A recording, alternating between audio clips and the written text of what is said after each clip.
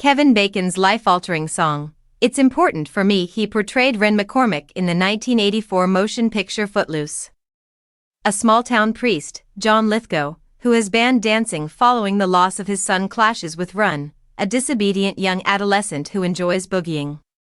The movie was a huge blockbuster and produced two big songs, Let's Hear It for the Boy by Denise Williams and the title tune, which was sung by Kenny Loggins and made Bacon a permanent adolescent idol. The Apollo 13 star's taste in music extends beyond this particular role. He is really a musician. In 1995, he and his true brother Michael formed the band The Bacon Brothers. Together, the trio has put out 8 studio albums. He has already spoken about how much he loves various types of music, but one particular song will always have a particular place in his heart. Bacon was asked to choose the song that changed his life during an NME interview on his musical tastes. He selected Everybody's Talkin', a timeless piece of melancholy Americana that was first recorded by Fred Neil in 1968. The song that Bacon regards so highly is one that you may be familiar with from another musician. This reminds me of a scene from the movie Midnight Cowboy, he said.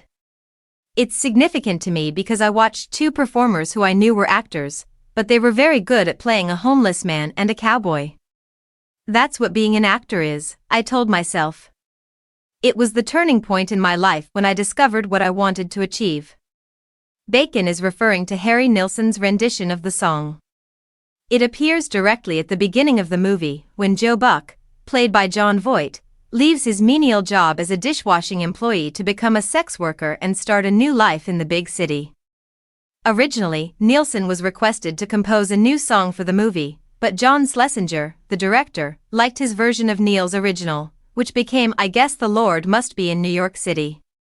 Bob Dylan's Lay Lady Lay, which he composed with the intention of included on the soundtrack, and Randy Newman's Cowboy were both thought to be the film's theme. The initial version Nilsson recorded down for his album Aerial Ballet differs somewhat from the one seen in the movie. Neil's approach, which is far slower, more depressing, and firmly within the bounds of country, is extremely different from both of his. With his meandering finger-picking that resembles the endless roaming of a nomadic wanderer, akin to Joe Buck, Nilsson provides a more contemplative interpretation of the composition. The song and the movie are now inextricably intertwined, and it fits Midnight Cowboy well.